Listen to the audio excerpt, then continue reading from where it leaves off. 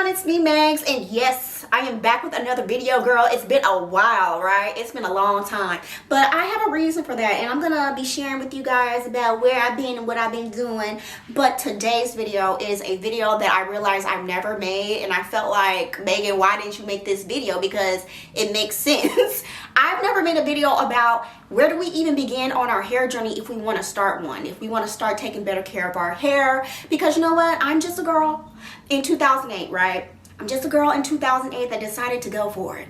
Decided to take better care of her hair. So in 2008 is where it all began, because at the time I was going through so much, y'all. Like, it was a stressful time, and when I'm really stressed out, I am a stress shedder. My hair was shedding out to the point of thinning. I experienced breakage. My hair was just really thin, and I just went, you know, googling on the internet at the time, 2008 internet. I found some YouTube videos that led me to some amazing women who had hair care forums at the time, and I was so thankful that I found those ladies on those helpful websites that helped me guide myself through the issues that I was having in order to create a regimen that actually worked for me. So yes, girl, I'm just a girl. I'm not a professional stylist, but I was able to figure out things that work for me to make sure that I maintain my hair at home, so when I do go see the stylist, they can do what they need to do, because it takes teamwork to make the dream work, right? So I just knew, like, at the time in 2008, I was like, this can't be it. My hair is in shambles. How do I fix this?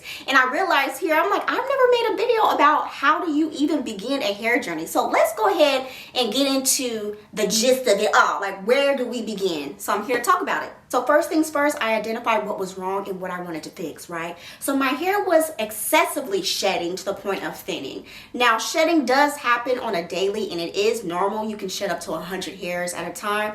But at the time in 2008, it was just really shedding out in clumps. And at the time, I was going through a really stressful time personally, and I'm a stress shedder. So when I'm heavily stressed out, my hair sheds out to the point where it's thinning, and it just wasn't cute. I was like, I need to fix this. Okay, so that was the number one thing that I was noticing with my hair that I wanted to fix. I was experiencing irritated, itchy scalp. Two, my hair was really dry. And when my hair is dry, it breaks off, right? And two, when I have dry hair, being that I've never had thick hair ever in my life, I was experiencing breakage faster than I was retaining length. So I did recognize that and learn, like, okay, I need to create my regimen revolving around my hair issues of what I want to fix. So with me identifying those issues, I was able to map out what I wanted to do for my home maintenance. And some of us like to just specifically go to the hair salon for our maintenance. But for me, the goal was to maintain my hair at home. So when I do go to the stylist, she can do what she needs to do. And also, I just didn't want to necessarily depend on my stylist for my hair goals, because I knew what I wanted to do was going to take a little extra TLC, right? So the second thing I'm going to throw in is getting your blood work done. This may not be the case for everybody, but it was the case for me in recent years. Within the past 3 years, I noticed that my hair was just behaving unusual. It was being a little weird. I'm like, what's going on? My hair is shedding out again, and I hadn't seen that kind of shedding since 2008.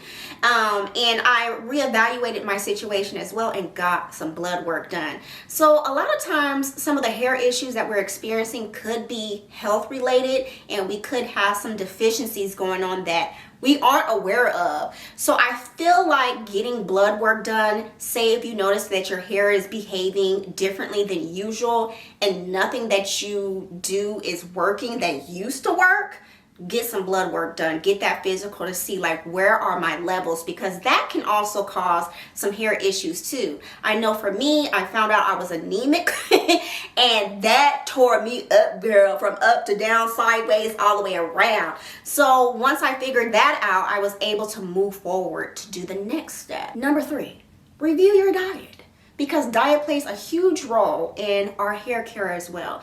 I know for me, back in 2008, I did not have the best diet, okay?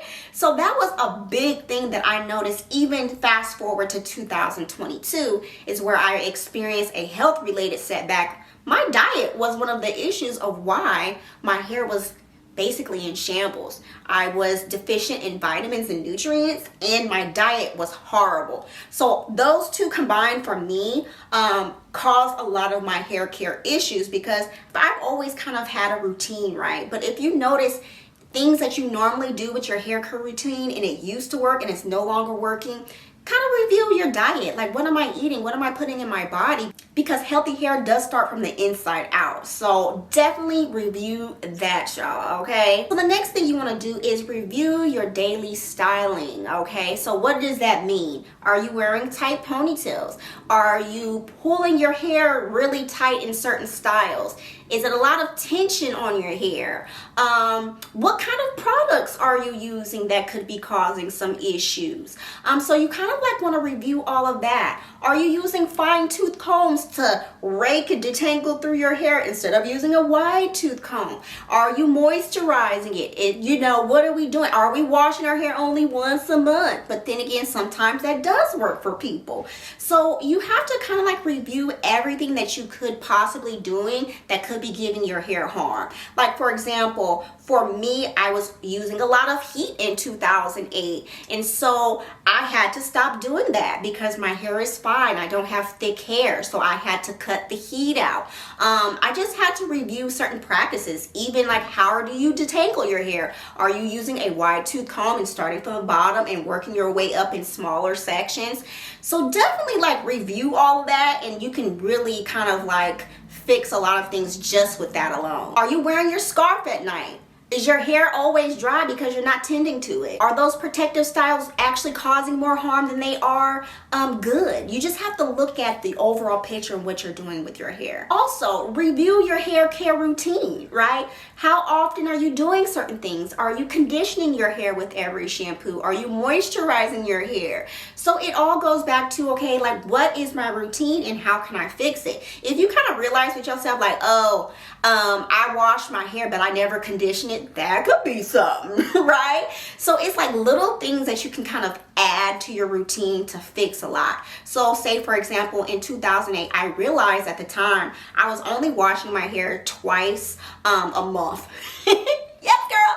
And I wasn't deep conditioning, and I wasn't moisturizing it, and I wasn't washing my hair enough to the point where my scalp would get really irritated with buildup on my scalp, and you know, it was just irritated and flaky. And so sometimes if you're having scalp issues, you might want to review how often you're shampooing it, or if you're even shampooing it enough. So it's a lot of things, girl, that you kind of just want to review and just kind of take note of. Like, well, wait a minute, I only wash my hair once a month. Like, of course it's gonna itch.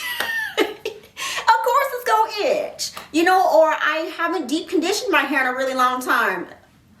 That might help if you start conditioning it. So that's what I mean by review your weekly, monthly routine, okay? And that kind of also bounces back to your hair care practices. You know, those go hand in hand too. So then when you outline your goals, look at your hair. Go in that bathroom and take your hair down, comb it all the way around, and see what it looks like as a whole right then and right there, okay? And that will help you be able to figure out your hair care goals in order to start your hair journey.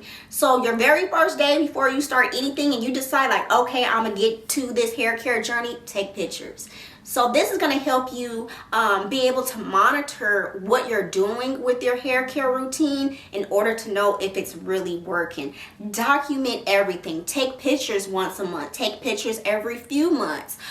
So you can see what's going on with your hair to know like, okay, I need to stop that, or I need to continue doing this. And so in 2008, that's how I was able to document what I was doing was actually working. I was like, oh, because sometimes in real time, we can't really see like what our hair is doing at the time until you review those past pictures. And lastly, be patient. That's the biggest thing when it comes to recovering your hair or even starting a new hair care journey, because it really doesn't happen overnight. And sometimes we can like get a little impatient and want to give up, like, ooh, it's not working. But you really got to put that time and consistent work in. And when I mean consistent work in, make sure that you're, you know, taking care of your hair on a weekly basis, whatever works for you in your schedule, because that's how you will get the results that you're looking for, girl. I also want to share with you guys that you may experience this too, especially in the very beginning stages of your hair journey, and you're really like trying to figure things out. So you may get some pushback from friends and family.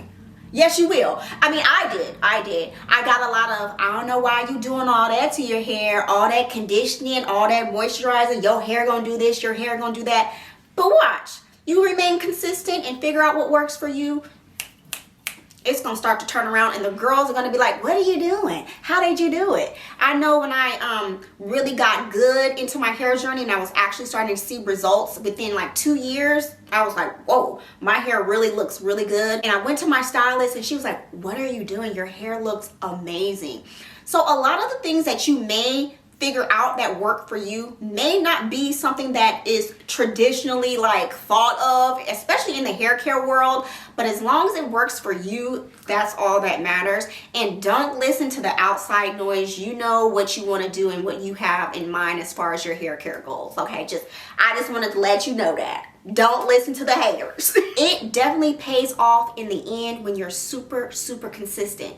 Now, also what I will say is being consistent through a setback is so challenging, because I know I can relate, because I've had a couple setbacks where I was just so disappointed in my hair. I'm like, it looks so bad. But I knew with consistent work, okay, it's gonna turn around. So you kind of have to be positive and say positive thoughts to yourself, okay? Like, what I'm doing is gonna pay off. Like, girl, if you're consistent for 6 months to a year, you'll start to see those results come in, depending on how damaged your hair is.